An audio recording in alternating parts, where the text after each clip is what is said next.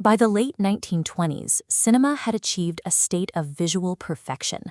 Directors could communicate complex emotions and intricate narratives entirely independent of spoken dialogue.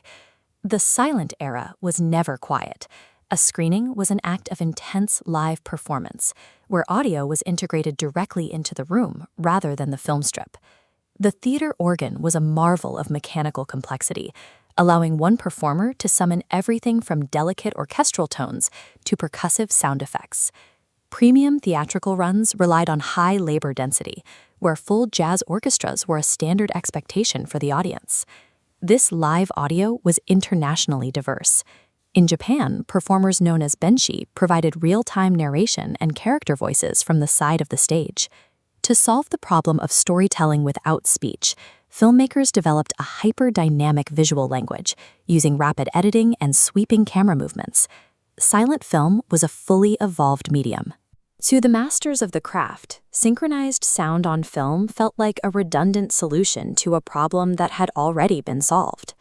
Early attempts at synchronization relied on sound-on-disc systems, which required a separate phonograph to play alongside the projector. These systems had a single physical point of failure: the extreme difficulty of keeping the mechanical projector and the turntable in perfect lockstep. Studio heads saw these systems as expensive, noisy, and prone to breaking the audience's immersion. For a thriving, lucrative industry, the talkie was a solution that created more technical points of failure than it solved. In October 1927, the jazz singer proved that synchronization could work for a mass audience by leveraging the electric personality of Al Jolson. Although it was only a part talkie, the ad-libbed speech and lip-synced singing created a sensation that silent film could not match. Consumer demand shifted instantly. Crowds swarmed theaters to experience the novelty of a human voice synchronized with the screen. The success of the film proved audiences were willing to trade a decade of refined visual poetry for the crude thrill of hearing a character speak. As soon as sound became a requirement, the physics of audio recording paralyzed the art of cinematography. Cameras were locked inside massive, soundproofed booths to drown out their mechanical noise, stripping away the mobility filmmakers had spent years perfecting. Actors had to limit their movements to stay within range of static, hidden microphones, which effectively killed the expressive physical acting of the silent era. Dynamic editing became impossible. Because sound on disc could not be easily cut, scenes regressed into long, static takes of people simply talking. The introduction of sound initially made movies stiffer and flatter. These early talkies were a regression from the cinematic masterpieces they replaced. Directors like Alfred Hitchcock and Max Reinhardt decried the change, viewing the talkie as a degenerate attempt to turn cinema into cheap theater. Critics like Paul Rotha argued that recorded speech was fundamentally contrary to the artistic boundaries of the medium.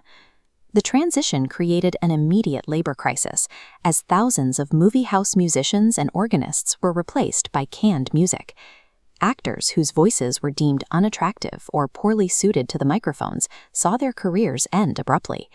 This was a violent disruption that threatened both the aesthetic progress and the economic stability of the entire art form.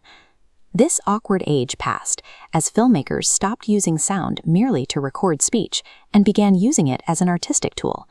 In the film Applause, Ruben Mamoulian used multiple microphones to record a singer and a prayer simultaneously, inventing the concept of acoustic depth. In Blackmail, Hitchcock manipulated sound levels to reflect his protagonist's internal psychological state, isolating specific words from the background noise. Technical innovations like boom microphones and soundproof camera casings, or blimps, finally restored mobility to the set.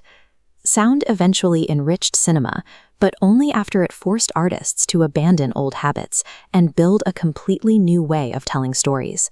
The disruption caused by the talkies mirrors the current upheaval surrounding AI-generated video. The crude and regressive appearance of modern AI media repeats the first years of sound film. We are currently in the phase of locked booths and static microphones. The specific, mature language of AI video has not been invented yet. Every time cinema masters a new technology, a different existential threat appears. By the late 1940s, television sparked its own fierce protests against frozen music and the pollution of the living room. The novelty of television quickly became the center of the domestic reality. Artistic languages are rarely destroyed by new tools. Instead, they are broken down, aggressively contested, and eventually rebuilt into something even more powerful.